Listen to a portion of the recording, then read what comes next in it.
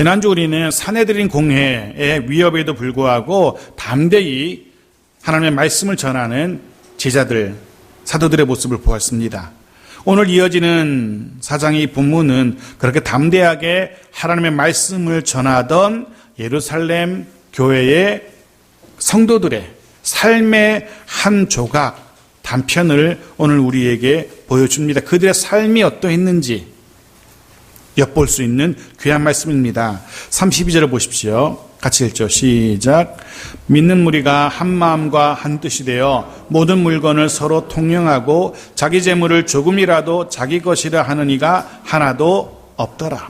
먼저 주목할 단어가 있습니다. 한 마음 한 뜻이라는 단어입니다. 한 마음 한 뜻. 당시 문화권에서 마음은 그 사람 한 사람 존재의 중심을 의미합니다. 마음은 곧 그 사람 전부를 표현하는 그런 표현 단어였던 겁니다. 그리고 이어질 한 뜻, 여기서 번역된 한 뜻으로 번역되긴 했었지만 헬라어 단어는 푸시케라고 하는데요. 다른 본문에서는 생명, 목숨으로 번역되기도 하는 그런 단어입니다. 예를 들면 요한일서 3장 16절에 이렇게 되어 있습니다. 보십시오. 같이 읽죠. 시작. 그가 우리를 위하여 목숨을 버리셨으니 우리가 이로써 사랑을 알고 우리도 형제들을 위하여 목숨을 버리는 것이 마땅하니라. 여기 본문 중에서 한 뜻, 우리가 읽었던 한 뜻과 같은 단어가 무엇이겠습니까?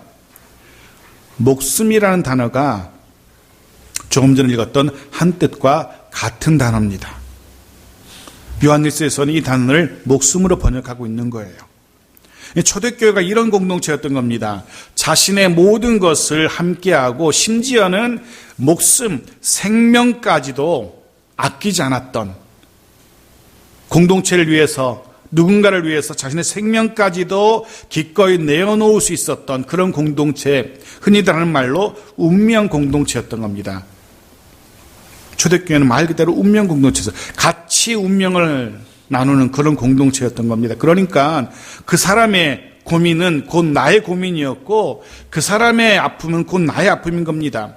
그가 눈물을 흘릴 때 그 눈물은 내 눈물이 되는 겁니다. 그리고 그가 기뻐하고 그가 즐거워하면 그의 기쁨, 그의 즐거움 또한 나의 기쁨이었고 나의 즐거움이었던 겁니다. 심지어는 그의 생명이 곧 나의 생명이었습니다. 그렇게 여기던 공동체였습니다. 그런 공동체였기 때문에 그를 위해서, 누군가를 위해서 기꺼이 자신의 모든 것들을 내어놓을 수 있었던 겁니다. 서로의 것들을 다 통용합니다. 네 것 내 것 없이 다 가지고 와서 필요한 대로 쓰는 겁니다. 요즘은 전문적으로 그렇게 말을 하더라고요. 공유라고 그런 단어를 쓰더라고요. 공유라고. 요즘 이 단어가 한참 뉴스에 오르내리고 있죠. 공유. 배우 공유 말하는 게 아니고 도깨비 공유 말하는 게 아니고요. 공유 서비스, 공유 기업, 공유 사무실도 공유하더라고요. 심지어는 주방도 여러 식당들이 공유해서 주방을 쓰기도 하고, 뭐 공유 주방, 거실도 공유하기도 하고 이런 식으로 함께 나누는 걸 말하는 거예요. 내 거가 아니라 서로가 함께 쓰는 것을 말합니다. 그런데 세상에서 말하는 이 공유 서비스는 사실은 공짜가 아니죠. 그걸 이용하기 위해서는 대가를 지불해야 돼요. 자신의 것을 공짜로 내어놓는 이가 없습니다. 그것을 쓰기 위해서는 무언가를 대가를 지불해야만 돼요. 공짜로 이용할 수 없습니다. 그런데 초대교회는 자신의 것을 내어놓았지만 거기에 대한 대가를 바라지 않습니다. 아무나 누구든지 자신의 것을 마음대로 쓸 수 있도록 대가를 지불하지 않았던 겁니다. 이런 공유가 가능했던 이유가 그 공동체는 스스로가 하나의 운명 공동체라고 여겼기 때문에 가능했던 겁니다. 그가 굶주리면 그의 굶주림은 내 굶주림이기 때문에 그의 굶주림을 두고 볼 수가 없었습니다. 그가 불편해하면 내가 불편하기 때문에 그의 불편함을 위해서 내어놓은 겁니다. 물론 이런 모습은 현대사회에서는 거의 불가능하다고 보여집니다. 그리고 꼭 그럴 필요도 없고요. 실제로 초대교회에도 이런 모습이 자신의 것을 다 내어놓고 필요한 대로 마음대로 갖다 쓰는 이런 모습이 계속 이어지지는 않았어요. 초대교회가 금방 흩어져 버리거든요. 2, 3년 안에 초대교회는 와해돼 버리거든요. 다 뿔뿔이 흩어지잖아요. 그래서 이런 모습은 계속되지는 않았어요. 그런데 이렇게 서로 물건을 통용하게 된 이유가 무엇이었냐면 신앙의 초기에는, 초대교회 초기에는 신앙 때문에 직장을, 일자리를 잃게 되는 이들이 속출했기 때문이었습니다. 심지어는 신앙 때문에, 믿음 때문에 집에서 유대교를 믿는 부모님으로부터 쫓겨나기도 했었고, 그런 이들을 위해서 조금 더 가진 사람들이 자신들의 것들을 그들을 위해서 내어 놓았기 때문에 가능했던 겁니다. 말씀드린 것처럼 지금은 이런 온전한 공유가 가능하지도 않고요. 그 필요도 없다라고 생각합니다. 그런데 그 정신적인 면에 있어서는 그런 정신이 우리가 하나의 공동체고 서로가 서로를 위해서 내 것을 내어놓을 수 있는 이런 마음만큼은 좀 필요하지 않을까. 어쩌면 이 땅의 모든 교회가 나아가야 할 방향이 아닐까라는, 참 이상적인 방향은 아닐까라는 그런 생각을 해봅니다. 저마다 이기적인 생각이 다 극복되고 서로를 위한, 나를 위한 삶이 아니라 다른 사람을 위한 삶을, 그런 이상적인 삶을 살았던 공동체였기 때문에 우리도 이런 공동체를 소망하는 건 참 좋을 것 같다라는 생각을 해봅니다. 완벽하진 않겠지만 이 땅의 교회가, 또 우리 창성의 공동체도 그런 모습으로 내 것을 내 것이라 하지 않고 서로의 필요를 위해서 내 것을 내어놓을 수 있는 그런 공동체를 향해서 한 걸음 한 걸음 나아가면 얼마나 좋을까라는 그런 생각을 해봅니다. 그러기 위해서는 우리도 같은 운명 공동체라는 생각을 품을 수 있어야 됩니다. 같이 웃을 수 있어야 되고 같이 울 수 있어야 됩니다. 같이 아파할 수 있어야 되고 서로를 위해서 기도할 수 있는 그런 공동체가 되어야 됩니다. 그럴 때 우리도 사도행전에서 드러나는 이 초대교회의 아름다운 모습을 닮아갈 수 있지 않을까라는 생각을 합니다. 보십시오. 예루살렘 초대교회 성도들은 자기 재물을 자기 것이라고 하는 이가 없었다라고 기록하고 있어요. 자기 건데 자기 것이라고 주장하지 않아요. 그럼 누구 것이라고 생각했을까요? 주님의 것이라고 인정했던 겁니다. 자기가 소유하고 있지만 내 것이 아니라 주님의 것이라고 인정했던 겁니다. 자신은 단지 잠깐 관리만 하고 있을 뿐, 보관만 하고 있을 뿐, 실제 소유권은, 경영권이 주님이 가지고 계신다는 사실을 그들이 인정했던 겁니다. 즉 청지기의 마음으로 자신들의 모든 것들을 관리했었고 그 마음으로 이 땅을 살았던 이들입니다. 내 것이라고 생각했으면 아까워서 못 내어놓았을 거예요. 주님의 것이기에, 주님이 내어놓으라 하기에 그들이 기꺼이 내어놓을 수 있었던 겁니다. 우리도 그럴 수 있길 바랍니다. 청지기의 마음, 청지기의 자세, 내 것이 아니라 주님의 것이라는 사실을 인정하면서 주님의 뜻에 따라서 재물이건 시간이건 재능이건 심지어는 우리 자녀들까지도 내 것이 아니라는 사실을 인정해야 됩니다. 주님의 것이라는 사실을. 그러하기에 내 마음대로가 아니라 주님의 뜻대로 보관하고 관리하고 써야 됩니다. 주님의 뜻대로. 자녀를 양육할 때도 마찬가지죠. 내 마음대로가 아니라, 내 욕심대로가 아니라 주님께서 원하시는 모습으로 양육해야 됩니다. 그것이 청지기의 자세죠. 초대교회는 그렇게, 초대교회 성도들은 그렇게 살았던 겁니다. 계속해서 봅시다. 33절 같이 읽죠. 시작. 사도들이 큰 권능으로 주 예수의 부활을 증언하니 무리가 큰 은혜를 받아. 사도들은 큰 권능을 가지고, 큰 권능을 입고 예수의 부활을 증거합니다. 사도들만이 아니었을 겁니다. 모든 제자들이 성령의 큰 권능을 받고 나아가서 예수는 그리스도라고 전하기를 시작했을 겁니다. 주께서 교회 가운데 큰 권능을 물부듯이 부어주신 겁니다. 권능. 그리고 모든 회중들은 큰 은혜를 누리게 됩니다. 하나님의 은혜를 모두가 누리게 돼요. 이 권능과, 성령의 권능과 은혜, 이 두 가지가 초대교회, 이제 막 기지개를 펴고 움직이기 시작하는, 성장하기 시작하는 초대교회 두 기둥이라고 할 수 있습니다. 성령의 권능, 하나님 보시는 은혜. 이 두 가지가 공동체를 움직이게 하는 동력이었고 공동체를 성장하게 하는 근간이었습니다. 바라기는 우리 교회도 성령의 능력으로 권능으로 가득 채워졌으면 좋겠습니다. 바라기는 우리들도 저와 여러분 모두도 주의 은혜를 충만하게 누릴 수 있었으면 좋겠습니다. 뿐만 아니라 우리 가정도 성령의 능력과 주의 은혜가 가득했으면 좋겠습니다. 성령의 능력으로 저마다 맡겨진 사명을 잘 감당해내고 그리고 그를 통해서 더 크신 놀라운 주의 은혜를 누리게 되는 우리 모두가 되어지기를 주의 이름으로 축복합니다. 초대교회는 그런 공동체였고요. 34절 35절도 보십시오. 같이 읽죠. 시작. 그 중에 가난한 사람이 없으니 이는 밭과 집 있는 자는 팔아 그 판 것의 값을 가져다가 사도들의 발 앞에 두매 그들이 각 사람의 필요를 따라 나누어 줌이라. 공동체 구성원 중에 가난한 사람이 없었다라고 기록하고 있어요. 가난한 사람이 없었어요. 이유도 기록되지. 이는 하면서 이유가 기록됩니다. 무엇입니까? 밭과 집이 있는 사람들이 그것을 팔아다가 그 값을 교회에 헌금한 겁니다. 그리고 교회는 그 돈을 가지고 모든 사람들의 필요를 따라서 골고루 나누어 주었던 겁니다. 그래서 가난한 사람이 한 사람도 없게 됩니다. 32절에 조금 전에 우리가 보았던 모든 물건을 서로 통용했던 그 구체적인 예, 어떻게 서로가 서로의 필요를 채웠는지 구체적인 예를 34절 35절에 보여주고 있는 겁니다. 자기 재물을 자기 것이라고 하지 않았던 구체적인 예가 무엇이냐? 밭과 집을 팔아서 교회에다가 헌금을 한 겁니다. 착각하시면 안 될 게 자기 집 팔고 그 돈 교회 드리고 그럼 이 사람 어디서 자요? 그 가족은 어디서 살아요? 교회 와서 살고 뭐 이랬을까요? 그게 아닙니다. 농사지어서 먹고 살아야 할 땅이 있는데 밭이 있는데 그거 팔아버리면 뭘 먹고 살아요? 여기서 집 팔고 밭 팔았다는 것은 여유가 있는 땅을 말하는 겁니다.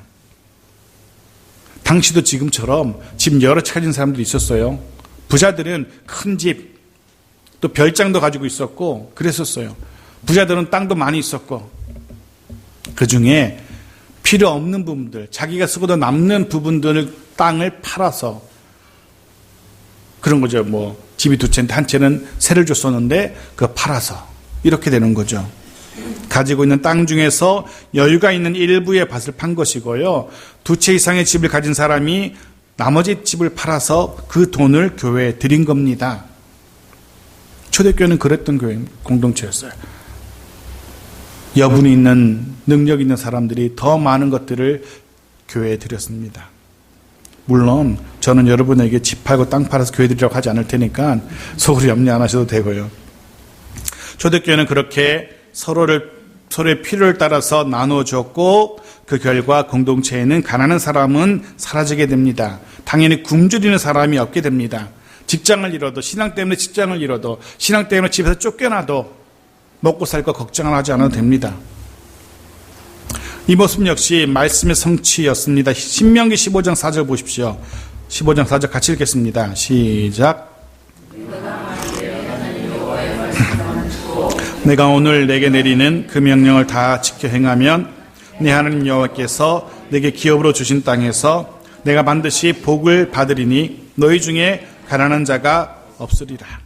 분명히 약속합니다. 하나님께서 이렇게 하면 너희 중에 가난한 자가 없으리라. 이 말씀대로 예루살렘 초대교회에는 가난한 자가 없었습니다. 그리고 이 말씀이 또한 저와 여러분의 가정에도 고스란히 성취되기를 축복합니다. 우리 공동체에도 가난한 자가 없기를 주의 이름으로 축복합니다. 물론 여기서 말하는 가난이란 단어는 단지 돈이 있고 없고의 문제, 물질의 문제만을 말하는 게 아닙니다. 그런 사람들이 있죠. 돈은 제법 많이 있지만 가난한 마음으로 늘 궁색하게 지내는 사람들이 있습니다.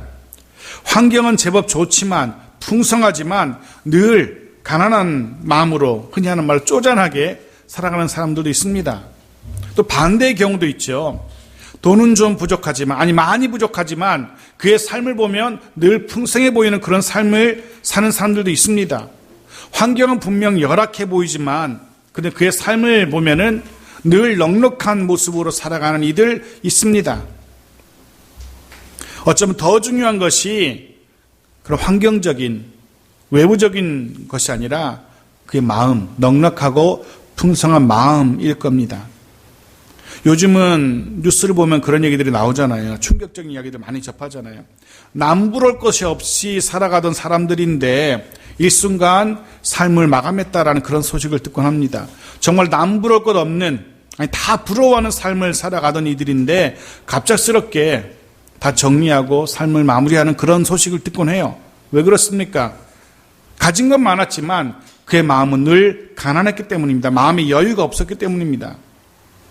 TV 들어보십시오. 하루가 멀다 하고 그 가난한 마음을 극복하지 못하고 많이 가졌음에도 불구하고 외롭고 쓸쓸하게 살아가는 이들이 뉴스를 통해서, TV를 통해서 우리에게 들려집니다. 그러기에 바라기는 먼저는 오늘 함께 예배드리는 우리 모두가 풍성한 마음, 넉넉한 마음의 소유자들로 살아갈 수 있기를 바랍니다. 가진 것은 좀 부족할 수 있지만 부유한 마음으로 살아갈 수 있으면 좋겠습니다. 주께서 베푸신 권능과 은혜로 그 넉넉한 마음으로, 부유한 마음으로 살아갈 수 있었으면 좋겠습니다. 그리고 그 다음에 한 걸음 더 나아가서 지난 금요일 말씀 묵상 본문처럼 서로를 돌아보라는 히브리서의 말씀처럼 한 걸음 더 나아가서 나만 마음 넉넉하게 살아가는 것이 아니라 서로를 돌아보아서 여전히 가난한 마음으로 가난하게 지내는 이들이 있다면 그들을 돌아볼 수 있는, 그래서 우리 중에는 단 한 사람도 소외되고 관심 밖으로 밀려난 마음 가난한 자가 단 한 사람도 없기를 주의 이름으로 축복합니다. 초대교회는 그렇게 모두가 다 가난한 사람이 없던 그런 공동체였어요. 그렇게 풍성한 마음으로, 넉넉한 마음으로 자신의 것을 내어놓은 한 사람이 오늘 본문에 소개됩니다. 여럿이 있었겠지만 그중에 대표적인 한 사람이 오늘 본문에 소개돼요. 36절입니다. 같이 읽죠. 시작. 구브로에서 난 레위족 사람이 있으니 이름은 요셉이라 사도를 일컬어 바나바라, 번역하면 위로의 아들이라 하니. 원래 이름은 요셉입니다. 그런데 사도들이 그의 별명을 붙여줬죠. 별명이 뭐라고요? 바나바. 지금은 이 사람이 그의 별명으로 더 유명합니다. 원래 이름은 잊혀져 버렸고 별명만 오히려 더 유명해진 사람인데 바나바라고. 그 바나바라는 이름의 뜻이 무엇입니까? 위로의 아들입니다. 이름이 참 멋지지 않습니까? 위로의 아들. 이 사람은 후에 마가복음의 저자인 마가라는 사람의 삼촌이 되는 인물이고요. 후에는 바울과 동역했던 사람이기도 합니다. 이제 우리가 사도행전의 기록을 따라가다 보면 이 사람을 다시 만나게 돼요. 그때 가서 이 바나바에 대해서 좀 더 자세히 살펴보고요. 오늘은 이 사람 요셉이 사도들로부터 그리고 예루살렘 공동체로부터 바나바로, 즉 위로의 아들로 불리게 되었다는 이 사실에 좀 주목해 보려고 해요. 우리가 오늘 기억해야 될 게 바로 이겁니다. 그는 위로의 아들로 불렸어요. 그가 밭을 팔아서 교회에 드렸다는 것, 그게 중요한 게 아닙니다. 만일 그가 큰 돈을 교회에 헌금해서 유명해졌다면 그의 이름은 다르게 불렸을 거예요. 많은 것을, 큰 재물을 하나님께 드려서 그가 유명해졌다면 위로의 아들이 아니라 헌금의 아들이라든가 큰 돈의 아들이라든가 이런 이름이 바뀌었겠죠. 큰 돈을 드린 사람 이런 이름으로 바뀌었을 거예요. 하지만 그의 이름은 그런 돈의 아들, 헌금의 아들 이런 사람이 아니었고 위로의 아들이었어요. 위로의 아들. 사도들은 그를 위로의 아들로 부릅니다. 위로의 아들. 헬라어로 휴어스 아들이라는 단어가 쓰이고 그리고 위로라는 팔라클레토스라는 위로라는 단어가 쓰이고 있어요. 그런데 흥미로운 것이요. 제가 헬라어를 이야기한 이유가 있습니다. 휴오스는 아들이라는 뜻이고 파라클레토스는 위로라는 뜻인데요. 그래서 오늘 본문에 위로의 아들로 쓰이는데요. 그런데 요한복음 14장 16절 보십시오. 같이 읽죠. 시작. 내가 아버지께 구하겠으니 그가 또 다른 보혜사를 너희에게 주사 영원토록 너희와 함께 있게 하리니 한번 여러분 이렇게 짐작해 보십시오. 조금 전에 위로의 아들이라는 단어가 이 요한복음에서는 어떻게 번역되고 있을까요? 뭘까요? 한번 찍어보세요. 아버지는 아닐 것이고, 그죠? 여기 바로 보혜사. 그렇습니다. 보혜사. 이 단어가 바로 파라클레토스라는 위로의 사람이라는 뜻입니다. 위로자. 또 다른 보혜사라고 되어 있죠. 즉 성령께서 주님께서 하신 말씀이거든요. 주님께서 그가 또 다른 그런 주님이고 또 다른 보혜사는 누굴까요? 성령을 말합니다. 성령. 성령을 보혜사, 즉 위로하는 사람이라고 지금 번역하고 있는 거예요. 위로하는 사람. 성령은 우리들 한 사람 한 사람을 위로하시는 분이십니다. 성령의 위로로 우리가 다시금 힘을 낼 수 있고, 넘어졌다가도 성령의 위로로 일어날 수 있고, 지쳤다가도 성령의 위로하심으로 다시금 힘을 낼 수 있고, 성령 하나님은 우리를 곁에서 위로하시는 분이에요. 그 역할을 바나바가 했다는 겁니다. 다시 바나바에게로 돌아옵시다. 자, 사도들이 왜 성령에게서 어떤 보혜사라는 이 단어를 왜 바나바에게 쓰고 있을까? 왜 요셉을 위로의 아들이라고 불렀을까? 이유는 간단하죠. 그가 성령 하나님처럼 연약한 이들을 돌아보고 위로해주고 지친 사람들 이렇게 세우고 힘들어하는 사람에게 용기를 주고 그런 일을 한 겁니다. 요셉은 힘들어하는 지체들을 위로할 줄 아는 사람이었고, 바나바는 지친 심령들을 위로할 줄 아는 사람이었고, 그는 낙심한 이들을 위로할 줄 아는 사람이었습니다. 진심으로 위로할 줄 아는 사람.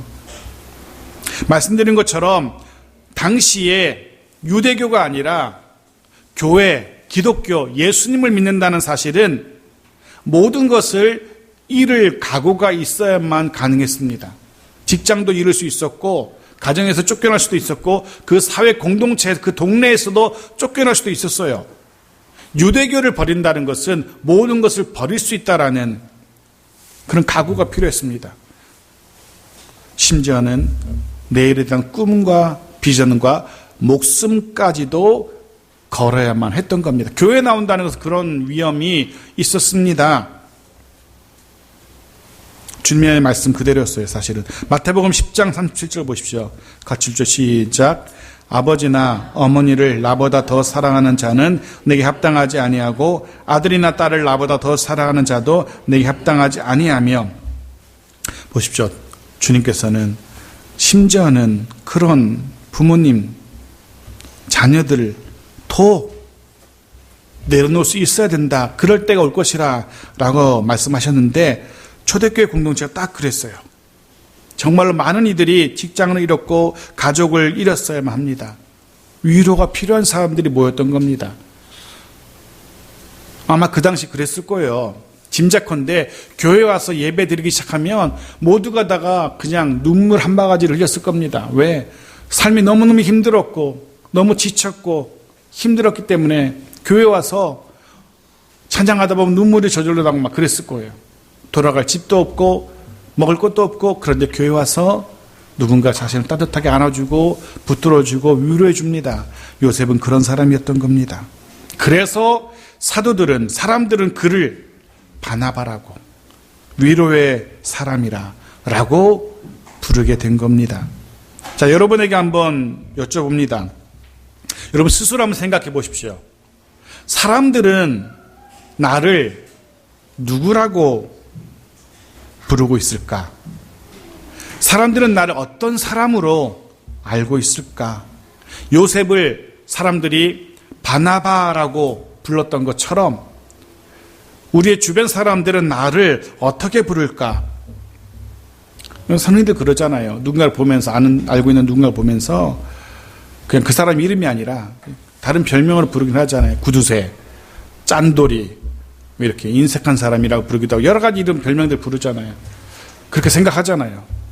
배 나온 사람, 뚱뚱한 사람, 욕심꾸러기 뭐 이런 사람들로 생각하잖아요. 여러분들은 주변 사람들에게 어떻게 불리고 싶습니까? 궁극적으로 주님께서 여러분을 어떻게 생각하시고 주님께서는 여러분을 어떻게 부르실까 생각해 보신 적 있으신지요? 바나바는 위로의 아들로 불렸어요. 위로자로 불렸어요. 여러분들은 어떻게 불리고 싶습니까? 지각대장, 잠꾸러기, 화내는 사람. 바라기는 주님의 은혜를 전달하는 은혜의 아들들, 주님의 위로를 전달하는 위로의 아들들로 기억되고 불릴 수 있기를 바랍니다. 저와 여러분을 통해서 주님의 긍휼이, 주님의 위로가 우리를 통해서 흘러가는 그런 사람들이 되어지길 바랍니다. 즉 우리들 한 사람 한 사람이 이 시대의 또 다른 바나바들이 되어지기를 주의 이름으로 축복합니다. 내일 모레 이제 급히 주님 나신 성탄절을 앞두고 있어요. 이 땅에 하나님의 은혜가 임한 날입니다. 이 땅에 하나님의 위로와 자비가 임한 날이 성탄절입니다. 하나님의 은혜와 하나님의 긍휼과 하나님의 자비를 선포하시려고 아기 예수께서 육신을 입고 이 땅에 오신 날이 성탄절입니다. 그런데 생각해 보십시오. 자신의 모습과 주변 사람들의 모습, 이 땅의 모습을 생각해 보십시오. 아기 예수님께서 육신을 입고 이 땅에 오셔서 선포하셨던 하나님의 그 긍휼과 하나님의 그 자비와 하나님의 그 위로가 지금 여전히 우리들 가운데 머물고 있는지 아니지 않습니까? 세상은 아직도 주님의 오심으로 인하여 이 땅에 선포된 하나님의 위로와 자비를 누리지 못하고 살아갑니다.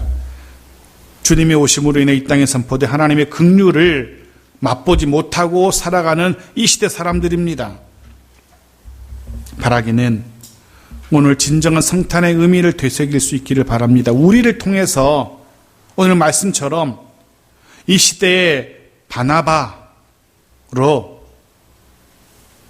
우리 주변 사람들을 위로할 수 있는 사람들로 그렇게 불릴 수 있는 우리 모두가 되어지길 바랍니다. 그래서 우리들 주변에는, 적어도 우리들 사방에는 단 한 사람도 마음 가난한 사람들이 없게 되기를 간절히 소원합니다. 이 시대 또 다른 바나바들인 저와 여러분을 통하여 하나님의 자비와 긍휼이, 하나님의 위로가 먼저는 우리 가족들에게, 우리 이웃들에게, 친구들에게, 그리고 세상 속으로 흘러갈 수 있기를 주의 이름으로 축복합니다. 아멘.